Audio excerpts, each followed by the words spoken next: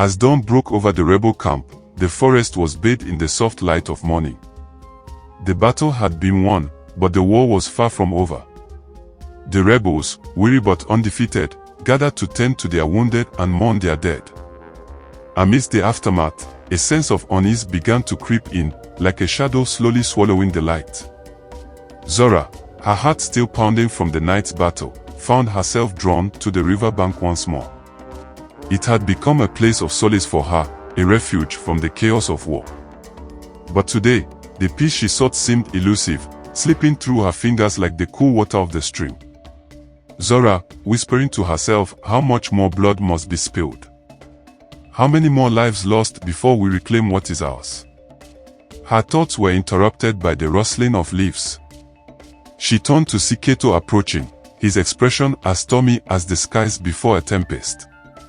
Keto had always been a man of few words, but today, his silence was heavy with unspoken fears. He stood beside Zora, his eyes fixed on the horizon, where the sky met the land they fought so fiercely to protect. Keto, after a long pause, there are whispers, Zora. Rumors of betrayal within our ranks. Zora, startled, betrayal. But who would turn against their own people in such times? Keto, desperation drives men to dark places. Fear, greed, the promise of survival. It makes monsters of even the best of us.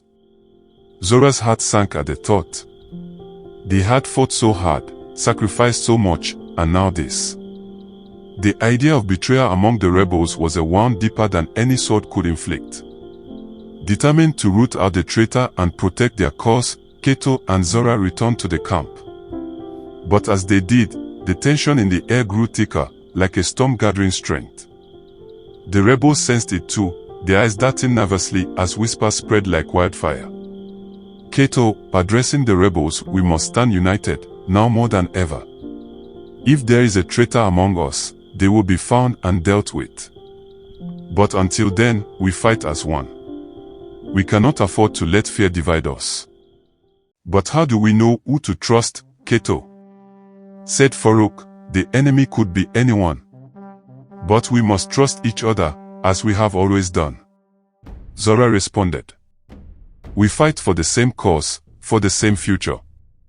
Let fear be the enemy, not each other, she added. Zora's words, spoken with the authority of a princess and the passion of a warrior, brought a momentary calm to the camp. But the unease lingered, a shadow that refused to be banished by mere words. As night fell, the camp remained on edge. Guards were doubled, and I stayed alert for any sign of treachery. Keto and Zora, unable to sleep, kept watch together, their thoughts heavy with the burden of leadership. Quietly, Keto said, it's times like these that test a leader, Zora. We must be strong, even when we feel the weight of the world on our shoulders. Strength isn't just about fighting, Zora responded. It's about holding on to hope, even when it feels like everything is falling apart. You're right. Keto said as he turns to her, and that's why we will get through this. Together.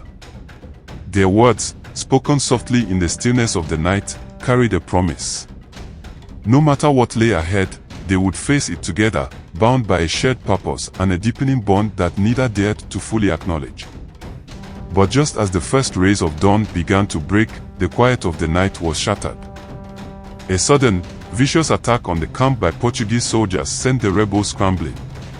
Amidst the chaos, Keto's instincts kicked in. He rallied his men, fighting with a fury that matched the fire in his heart. Keto, shouting, to arms.